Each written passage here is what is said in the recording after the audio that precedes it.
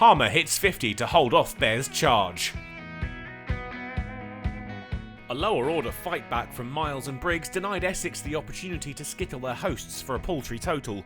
The pair took their side past 200 and then closed in on parity towards the end of the day. They continued in the same vein at the resumption of play. 250 chalked up, and Briggs was now in the 40s with a chance of a half century. But after hours of frustration, Essex finally separated the two. Porter found Miles' pads and he had to go for 25, but his contribution had been an important one. His long-time partner remained, and soon enough, Briggs had the 50 he was chasing. His impressive batting now had the Bears just 30 runs behind. The score was 284 when Harmer had had enough. He found Hannon Dalby's pads, the Bears bowler dismissed for 3, and Warwickshire all out, their deficit just 11. The spinner finished with figures of 4 for 89, but even he couldn't separate the damaging 9th wicket partnership. Miles and Briggs added 66 and gave the Bears a shot. And the opening to the Essex innings gave the hosts more to shout about. Alistair Cookout playing a trademark cut, but straight into the hands of Rob Yates. They didn't have long to wait for another. Wesley out to Miles for 5, and the visitors were off to another difficult start. Brown was hot on his heels, out to Miles LBW. And on the cusp of lunch, Walter went.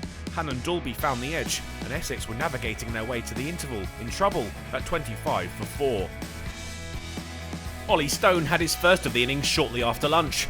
Tenduskarta's pads found. The champions in hot water, 5 down and still shy of 50 runs. But the class of Lawrence held firm. He and Wheater took Essex past 50 as the wickets started to dry up. Just when it looked like Essex had taken some control, Warwickshire struck. Adam Wheater found Vihari in the deep to go for 30. Harmer joined Lawrence, and the two found their way to 3 figures. Warwickshire's deficit was now more than 150. On the cusp of lunch, Lawrence found his way to 50, scored off 100 balls, but just how crucial this knock might be remained to be seen.